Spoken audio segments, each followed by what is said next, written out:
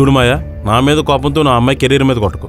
నా మీద కోపంతో నువ్వు నా లైఫ్ మీద కొట్టలేదా? ఇదిగో జరిగిపోయిందని మళ్ళీ మళ్ళీ గుర్తు చేయకు. చేస్తాను, ఎందుకంటే నేనెంత పెయిన్ అనుభవించానో నువ్వు కూడా అనుభవించాలి. తప్పు నా వైపే ఉన్నట్టు మాట్లాడతావేంటి? తప్పెవరిదైనా బాధపడుతుంది నేనే కదా. దానికి శిక్షగా మా నాన్న ఫ్రెండ్ కుదిరితే నా పెళ్లి క్యాన్సిల్ చేయించావు కదా.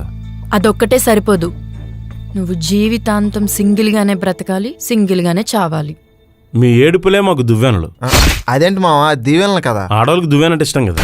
వావ్. నువ్వు ఐశ్వర్య ఎలా కలుస్తారో నేను చూస్తాను. హ్యాపీగా చూడు. వ్యూవర్స్ అంటే మాకు చాలా ఇష్టం. అవును, కుదిరితే లైక్ కొట్టి సబ్స్క్రైబ్ కూడా చెయ్యు. సబ్స్క్రైబ్ చేసుకోమంటే అలా వెళ్ళిపోతుంది ఏంటి మావా? కంటెంట్ నచ్చలేదా? వదిలేరా, మన సబ్స్క్రైబర్స్ మనకు ఉన్నారు కదా.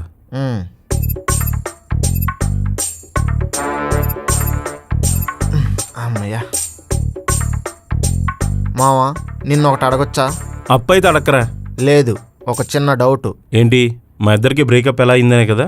కాదు, అసలు ఆ అమ్మాయి నీకెలా పడిందని డౌటా? క్యూరియాసిటీ.